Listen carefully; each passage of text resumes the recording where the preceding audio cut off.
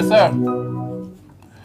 Hello, everyone, and welcome to the program Midday Discourse on Global Television. Thank you so much for tuning in. I am Samuel Odi. Many thanks for joining us. On today's edition, we'll be extracting or looking at relationship between politics and the economy. You know, a lot of persons have different ideologies about this particular topic if there's actually a bilateral relationship between these two subject matters, that is economy and politics. A lot of persons have argued that politics actually influence policies that governs and then that helps the economy grow. So we'll be looking at the relationship majorly because of, as we speak, currently with everything going on in the country, looking at backtracking from the former administration of Olusegun Obasanjo, who is a PDP member, fast-tracked to Yaradua, late former President Umar Musa Yaradua, and then looking at his policies as well, his 7-point agenda that he spoke about while he was still in office. And then looking at also President Goodluck Ebele Jonathan and his own policies that he brought into place. You know, he has different ideologies, still a member of the PDP.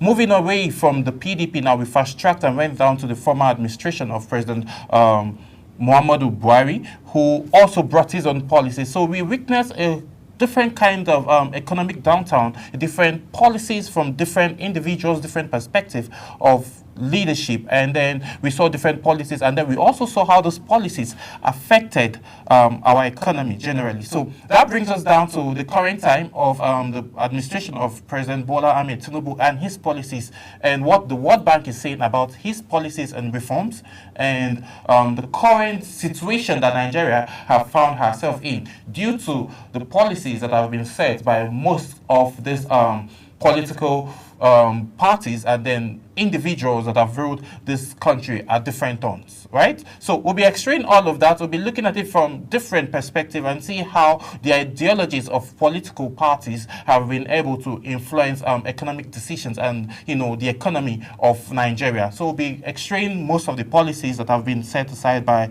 most of these individuals, former leaders of this great nation, but someone who will be helping me do that, understanding the situation and then the economic policies, is a public affairs analyst, a financial expert, and also an author.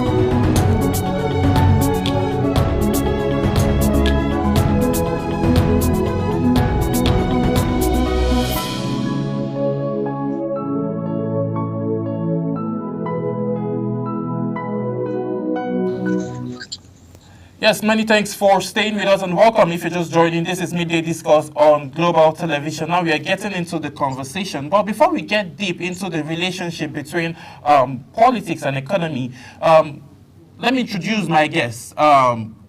Oyebade Oyedepo, who is a public affairs analyst, an author, and also a financial expert. Good afternoon, Dr. Oyebade.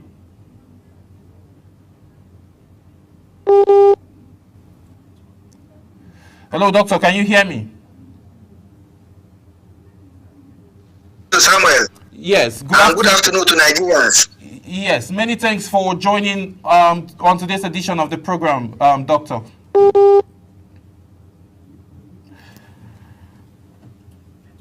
Yeah. So let's get into it, doctor. If you can hear me. Okay, we'll be going on a very quick break, and then when we return back, Midday Discourse continues.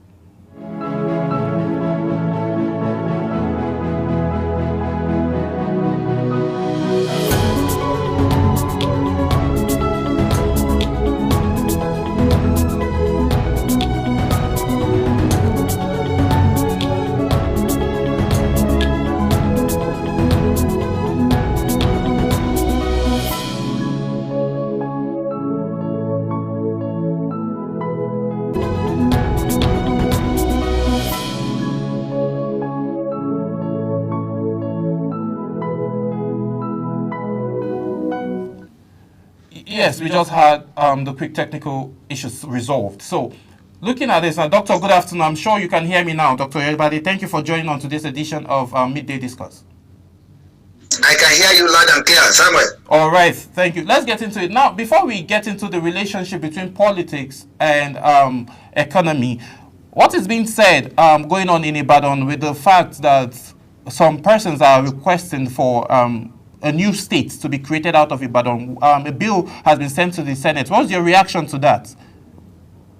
Well, I'm aware. I also read it in the papers that some honorable members of the House of Representatives, are requesting that a state be created out of Oyo State to have two states, one Ibadan State and the other one near Oyo State. The bill is being sponsored by Honorable Skime. The son of the late Alafin of Oyo, it's a welcome development. Ibadan decides to have a state of his own, and likewise some other places also. Ibadan is big enough. They have the land mass, they have the population, they have the resources at their disposal. So also near Oyo State is desirable. You will recollect that in the past, when we used to have regions, yes, Ibadan, was a regional headquarters of the Southwest. Yes, and all the headquarters of the regions, as at then, had already become a state on their own. So Ibadan shouldn't be an exception. Like I said, they have the population and they have the landmarks and they have the economic means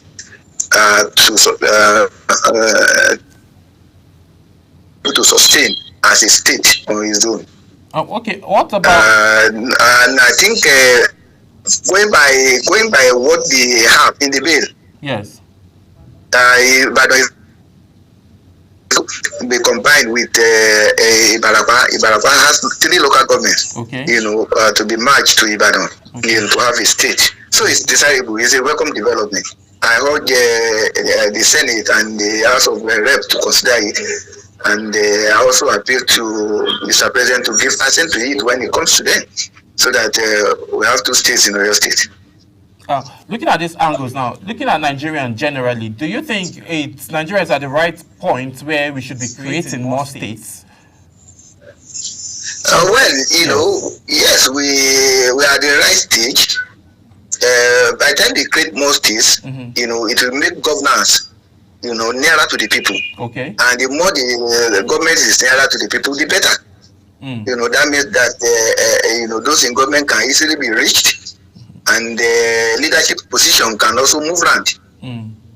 So it's nothing bad. I think it's desirable. What do you think? So the more the merrier. Okay, what do you think this will tell now when it comes to the to budgeting? That is the Nigerian GDP. Well, let's look at the economic implication if this state gets created. Maybe definitely if this should happen, maybe states like Kaduna and Bauchi might start looking for other states to be created, given the fact that they also have the landmark and the population, right? Even a state like Kano State as well, which also have the landmark and the population. But let's look at these angles now. What economic benefits will it be now? Because obviously budget allocation for each of these states will be included into, Nigerian budgetary for on a yearly basis. So if this does happen, what economic implications will it have on Nigeria? There's likely going to be healthy competition among the states. Take for instance, if we have two states in your state, and there is going to be healthy competition. And each and every one of them will try as much as possible to harness the resources within their, location. We have so many mineral resources, everywhere.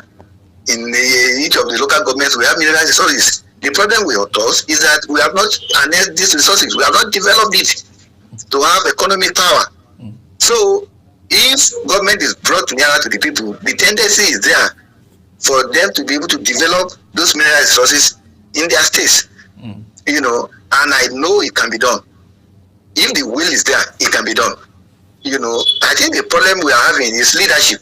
Okay. If leadership problem is fixed, honestly speaking, if we have more, it's nothing bad.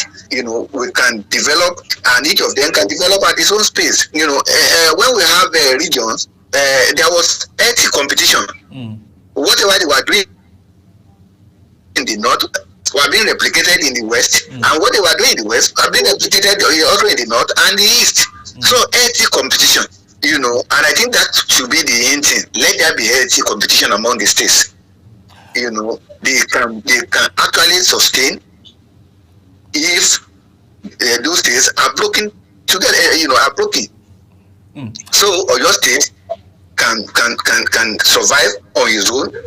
Ibadan State can survive on its own. So also other states, if created, I don't think there is going to be any economic challenge creating those states.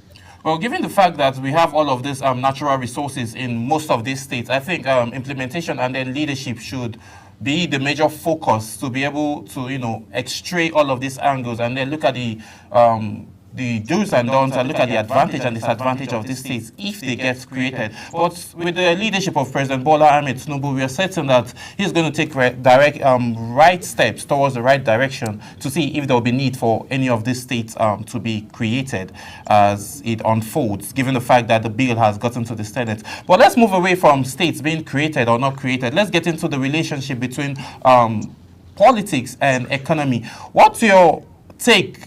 Do you think political ideologies influence economic policies that helps govern a state? Of course, yes. When we are talking about politics, we are talking about leadership. People are making aspiration to lead a society, or they are making aspiration to lead a state or country. So politics directs the economy. If those in leadership position are able to implement lofty programs, lofty policies, the economy will be buoyant. And if not, the economic, will be stagnated or even retrogress. So there is, a type of similarity between politics and governance and the economy. Let me give you this, example. Yes. A leader is supposed to come into office with a lot of initiatives, creativity. He's supposed to come into office with honesty and sense of accountability. A leadership is supposed to come to office with motivational skills to be able to drive the process. A leader is supposed to come into office with a lot of virtues that can transform the economy of a state or local government or a federal government. So, and that is what is called politics. You need to have all those virtues and values before you come into governance.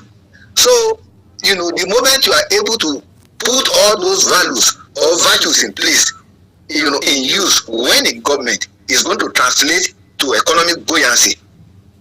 But if you don't have them, it is going to lead to stagnation.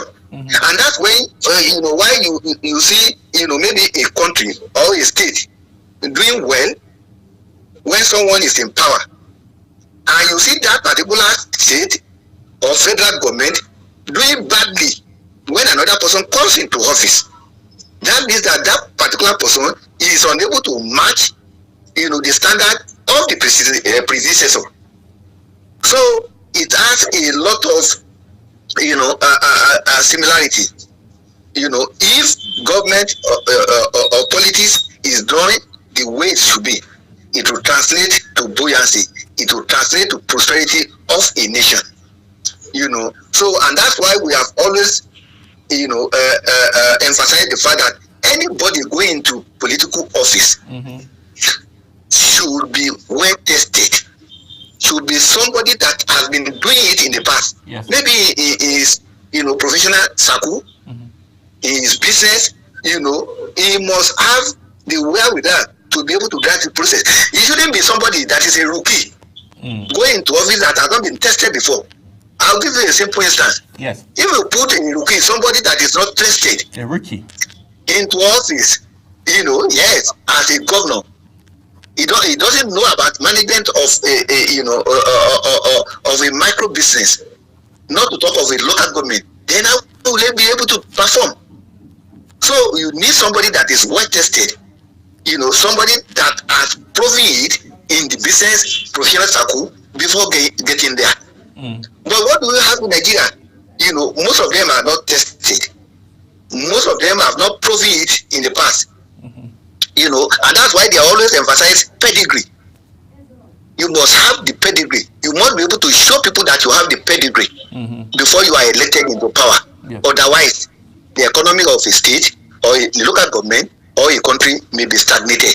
For instance, you need a lot of ingenuity. You need to know a lot of policies that you can introduce when you go into office. Before you can do it when you get there. You don't grow into leadership, like that, or you don't perform leadership roles like that. So you must be conversant with economic policies, social policies, financial policies, and all the policies in the world. Yes. Before you can know how to direct a nation. Then somebody that has not managed about 10 people before now wants to manage about 200 million people. How will you direct them? So, and that's it. So, and that's why I'm talking about pedigree. We must know where you have led before, the number of people you have led before, how successful are you in the business you have led, before you can administer a state or a federal or a country. So we must get it right in terms of leadership. We must get it right in terms of politics. Before we can have a prosperous nation called Nigeria. Let's look at this other angle, talking politics now. Let's backtrack from the regime of former President Olusegun Obasanjo, how he transited from his own administration down to the administration of late Umaru Musa Yar'Adua's regime, and also down to Goodluck Ebele Jonathan's regime. We saw the policies for Umaru Musa Yar'Adua. We saw he had the 7-point agenda, and those policies were things he just sticked to. And then, during his time as president, Nigerians were happy and rejoicing, given the fact that we had a few success before his passing. And then we now saw during the regime of Goodluck Ebele Jonathan, we witnessed a certain success as well. But coming down to the period of President Muhammadu Buhari and this current administration, right? We've seen a rise and fall in policies, and we've witnessed less success than we did with the previous administration. What do you think this current administration has done wrong, or what step did you think they took wrongly that is making Nigerians' current inflation high keeps going up and the monetary policy is being tightened by the CBN? And let me start with that of President Olusegun Obasanjo. Okay. He was able to come into office, with experience. Yes. You don't forget the fact that he was a military head of state. Mm-hmm. So that means that he has held the office before. So he knew what he wanted, and he was able to identify people that can help him achieve his objectives. So we had the economic experts, those people who knew their onions, in government with him. And that was why we were able to defray a lot of loans owned by Nigeria. Yes. And there was also debt forgiveness, and we had a lot of reserves. Yes. He was able to do a lot of things. Mm-hmm. And that was when they introduced even the revolutionized telecommunication in this country. Yes. So he had a lot of achievements, no doubt about it. And the same thing for the short period of the late Musa Yar'Adua. Yes. So I also want to say that President Jonathan also tried, mm-hmm. Even though he had a lot of distractions and but he was able to achieve also a lot. I've given kudos to it, because Naira, was exchanging dollar to a Naira. Yeah. The rate of exchange was below 200. Yes, I think it was about 160 or thereabout. 100 before he left. And there was still fuel subsidy as at that time. Yes. Yeah, they were able to meet the cost. And also do certain things for the economy. I give them kudos, even though you could have performed better. Mm-hmm. But like I said, there were a lot of distractions, yes. Even during his tenure, and he wanted to come back, and something along that happened. Yes. But from the time of the President Muhammad Buhari, mm-hmm. we have not gotten things right, and I think it gives us a lot of concern, because a lot of people believe in the ability of President Muhammad Buhari, but he didn't deliver as expected. So we had the government that was not very firm as people expected. He was a retired general. Yes. People thought he was going to bring firmness into office, but he didn't bring firmness into office. So a lot of things were done, wrongly. And he didn't castigate them, rather than he didn't bring them to book. A lot of people thought he was going to come into office with a lot of honesty, and accountability, qualities. But that was not what we experienced. A lot of people thought, as a military leader, as a military personnel, he was going to, demystify the insecurity we had in the country. Particularly Boko Haram, was going to demystify them. But that was not, what we experienced during his tenure. Yes. And also, we had a lot of loans taken at the detriment of the country, because we are paying a lot of, we were paying in the debt and also paying the interest element. And it was magnitude. So he couldn't achieve much. Mm. But people thought he was going to achieve much. Then he was unable to tame, like I talked about, insecurity and corruption. Corruption was not tamed. Rather, it increased beyond, the way he met it in government. So EFCC didn't do much during his tenure. Mm-hmm. There were no much convictions. There were no much recoveries during his tenure, and a lot of fraudulent practices were perpetrated. Some practices were perpetrated during his tenure, and that's why you saw that the country retrogressed rather than progressing during his tenure. So his tenure laid a bad example for the tenure of the incoming president. Okay. The economy has been in shambles during the period of President Muhammad Buhari, which President Bola Tinubu inherited. But nevertheless, they were able to sustain, this payment of fuel subsidy. Yes. But the bad thing is that President Bola Tinubu did not think through some of the policies, he had before implementing them. Particularly, the removal of fuel subsidy, it was done at a wrong time. And we also have floating of the exchange, rate. It was done at a wrong time. You have to think through your policies before implementing it. And since President Tinubu came into power, there have been a lot of policies somersault. You introduce one policy now, before you know it, when people complain about it, it's reversed. So we have had policy somersault, policy reversals. And you cannot drive a process like that. If you are introducing a policy, you allow it to work for about 1 or 2 years before you reverse it. But if you have not thought through those your policies, by the time they begin to witness challenges, you are bound to reverse it as quickly as possible in order not to call onto a problem for the people. So what we have presently is that things are not working the way they are supposed to work.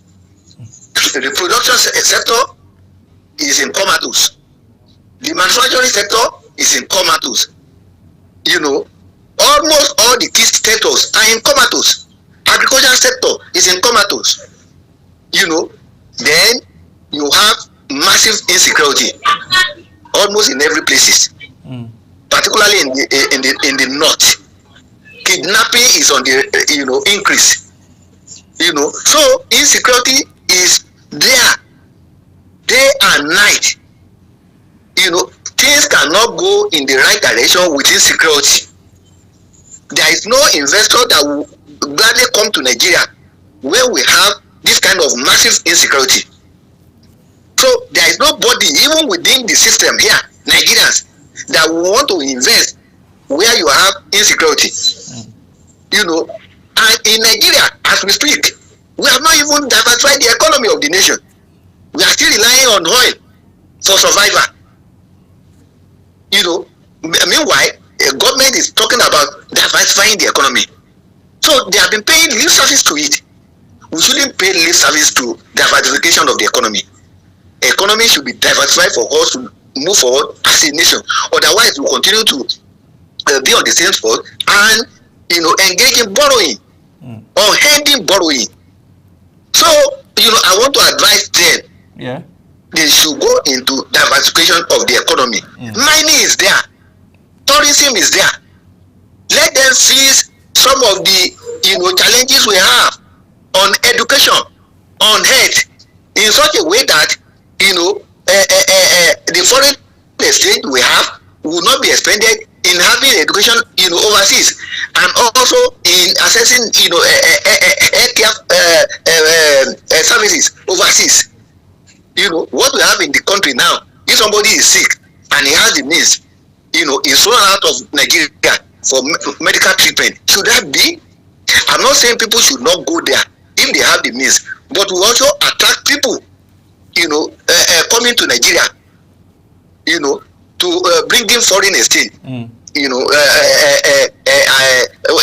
they want to access education or access healthcare services in Nigeria. So, but what we have presently is that we are heavily dependent on the Western, world for survival, and that's why they can give us terms, even if those terms are not favorable to us. We are at their mercy. You want to take loan from them, they tell you to devalue your currency. You want to take anything for them, they give you, conditions, that are not working for us in this country. But because we are dependent on them, we will do so. So let us diversify the economy. Let the state governments also wake up from their slumber. The local governments wake up from their slumbers. very well. I can tell you that the governor of Oyo State is doing fantastically well. I give him kudos for him. We have some other couple of of them doing fantastically well. I encourage them. I will eulogize them for doing well. Others to also do similar things, expand the economic of their states. Yes, Mr. Oyebe. Like in Oyo State, I think they are going to be mining already. They are already partnering with investors, for mining, which is good for us. So other states should replicate it. Local governments should replicate it. All right, hold that thought. We will still get into other angles of this conversation. You made mentions of distractions within the governmental office, but before we get into that and extract that angle of the conversation, let's go on a quick break, and then when we return back, Midday Discourse continues.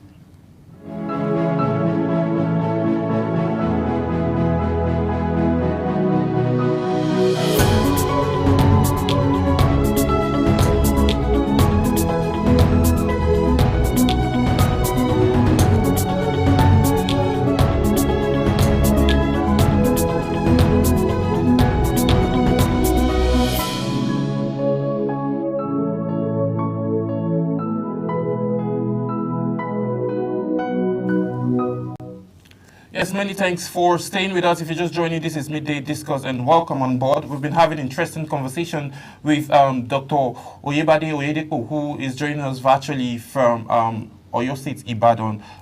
Doctor, you're still there? Yes, I'm still here. Yes, thank you so much, Doctor. Yeah, you made mention of distractions within the government office. So, can you extract that? Do you think that the policies of the past leaders that we had have not majorly been, how would I put it now, their fault? Would you say is the team members that have not been able to see through all of these policies that has been, laid down by the past leaders that we've had? You see, some of the policies of the past leaders, are good. I know that about them. And those policies are supposed to be upheld by subsequent governments, but we have not had it that way. Okay. Each of the leaders, have come with their own ingenuity. So the trajectory now of leadership passing down has been the challenge. I'll give you a simple instance. Okay. Floating of the currency. Yes. Is the handiwork of this present administration. Okay. They want the exchange rate to be determined by the forces of demand and supply. What we had in the past was that the naira was defended in such a way that it will not go, beyond certain rate. Yes. Will you say it's a good development then? Yes, it was. In the sense that we are not a producing nation. We are not producing anything. Rather, we are, importing everything, almost everything. Even food. Yes. Are not being produced enough in Nigeria. We still rely on foreign countries, for the supply of food. Yes. The food, we have arable land almost in every place. Yet we cannot feed ourselves. Yes. So there has been, a food deficit in the past, even up to now. So, but like I was saying, yes, naira was being defended in such a way that naira didn't go, was not devalued ridiculously, and as at that time, we were having infrastructural deficit, and we were importing almost everything, but what we have, naira has been floated. We have floating of the currency in Nigeria as we speak. That means that it's against the policy of the past administration. But you cannot just do that overnight. Before you float the naira, you must have certain things in place. Have infrastructure facilities in place.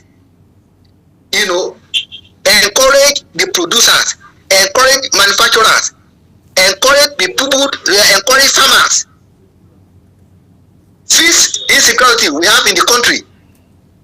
Then, by the time we are able to produce and produce food, produce materials we wear, materials we consume in Nigeria, essential materials in Nigeria, then you can float it.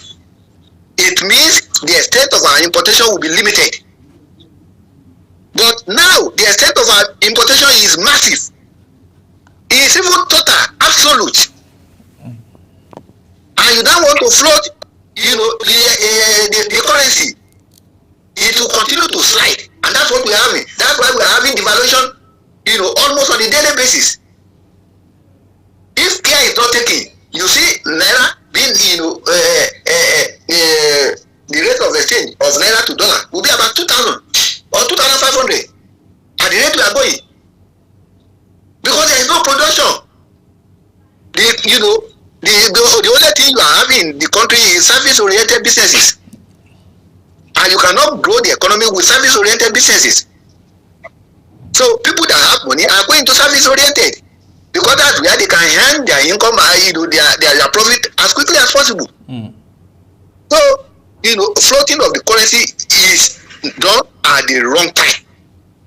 And that's why I said policy continuity is very good, particularly when you see that those policies are working. You don't change overnight, and you improve on it, redig it to be able to give better results, rather than canceling it absolutely and bringing in another one you have not tested before.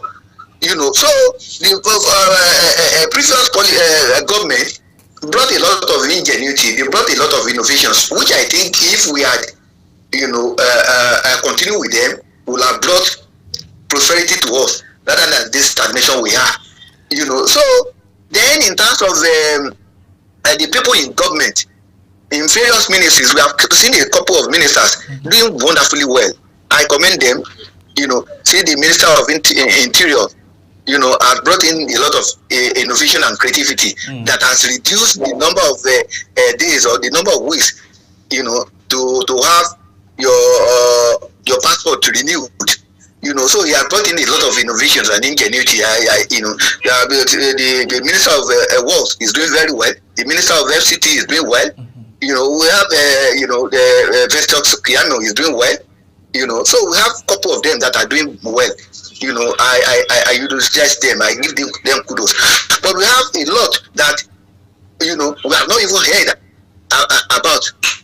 See that of education. Yes. You see them bringing in one policy today, the other one the next day is being reversed. What is the benefit of limiting the age of somebody entering tertiary institution? Say the person must be 18 before he gets there. What provision have you made for people who are already 15 or 16 now in SS3?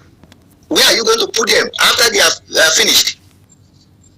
So before you know it, the policy is being reversed. So, and that's why I said, policy reversal and policy stagnation and everything, has been the order of the day since this government came into power. I think they have to revisit that. Before they turn out their policies, they must think through it. See the policy being introduced by the minister, the coordinating minister of the economy. Yes. Through the Central Bank of Nigeria. Yes. Increasing the interest rate. Where is it that done? If you want to encourage your manufacturers, your producers, your farmers, should you increase the interest rate? That is not. You don't increase the interest rate, rather you crash the interest rate.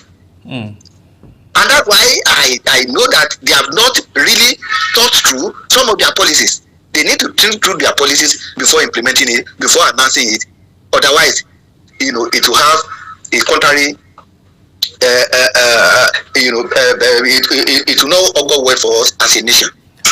Well, looking at these other factors now, you've made mention of a few ministers who are doing very well under the current administration of President Bola Ahmed Tinubu, and you've also made mentions of his policies and the one with school where a a kid younger than the age of 18 wouldn't be able to gain admission into the tertiary institution. That's a policy you are not happy with. Okay, let's look at this other angle of the conversation, where how well would you say President Bola Ahmed Tinubu is doing, thus far, given the fact that a few of his ministers under his administration are doing so well? So how well would you say President Bola Ahmed Tinubu has been doing, and with his policies, given the fact that he inherited a dying economy, as he always mentioned, and he said he knows Nigerians are going through a whole lot of downtime, and he said it's only going to last for a while. But the World Bank came out to say it's going to take Nigeria 10 to 15 years before we can be able to have a very good economic revamp. But in the next couple of years, he might be running for election again. Probably he would win. Probably he wouldn't win. So what happens then if he doesn't win, and what happens to his policies if we have a new president come 2027? I think the government should not continue with their blame game. Mm-hmm. They shouldn't forget the fact that APC has been in government for more than 8 years now. Mm-hmm. So there shouldn't be any blame game again.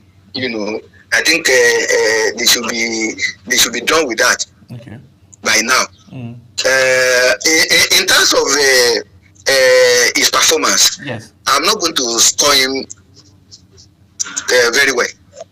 I'm not even going to give him up to average percentage, because the country or the economy has nosedived drastically where he took it from.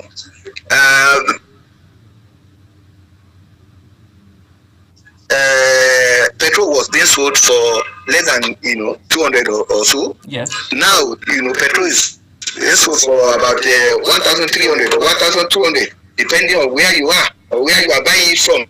Mm. I wonder the kind of business you can do with a petrol of 1,300 per liter. Mm. I wonder where you can drive your car to that can give you enough returns to be able to cover your cost. And if you see it, with that policy alone, the country has slowed down. The economy has slowed down drastically. You will have few cars on the road. Go into cities, we have few cars on the road. A lot of people are not going out again. Those working in offices have even reduced the number of times they come to office. Mm. Are you going to, so some people now work from home. Can you ask the people in the manufacturing center to work from home? Can you have people in the production to work from home? Can you have farmers to work from home? But whether we like it or not, when costs are on the increase and you are unable to meet your cost, there is no way by which you will not come with this kind of a work from home approach. So it has slowed down the economy. It means that the income available to an average individual, is not coming in as before. Even the income coming to the hands of the government will be reduced. I'll give you a simple instance. Take for instance, a company that is into production, and you have their workforce to be working from home. It will decrease their income and also their profit at the end of the day. So they are going to pay fewer taxes to the government, as against what they were paying before. So the income is coming into the hands of people will decline. The one coming into the hands of the government will also decline. Mm. And that means that ultimately the government will now be relying on external borrowing to sustain the economy. And that's why I said some of the policies are not working. I want them to revisit some of these policies. They have talked about the fact that they were not going to pay subsidy. But the information at the disposal of everybody indicates that they are also paying subsidy. So what kind of policy somersault, is that? Then you talk about the fact that World Bank even said that it will take Nigeria about 50 years to be able to overcome some of our challenges. I beg to disagree with them. What they are simply saying is that Nigerians are not ready to take responsibility. Our leaders should take responsibility. People should also take responsibility. Our leaders should take responsibility by doing what he's supposed to do.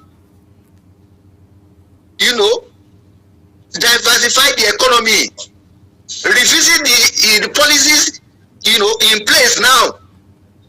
Don't let us rely hook, line, and sinker on the policies, copied from Western countries. Domesticate our policies in such a way that we are going to do it based on our own local, circumstance and environment. So if they are telling you over there that the way by which you can combat inflation is to increase interest rates, and we are also doing the same thing here, we may be doing it wrongly, because over there, maybe if they are talking about excess money in circulation, it means that excess money in circulation is in the hands of vast majority of people, whereas in this place is in the hands of few people. So if you replicate that kind of policy, hook, line, and sinker, you are making mistake. We are going to witness retrogression instead of progression. So that's why I said, government should do the right thing. Bring people to book if you find them doing something illegal. So, encourage people where necessary, but discourage people by bringing them to book if they hear on some issues,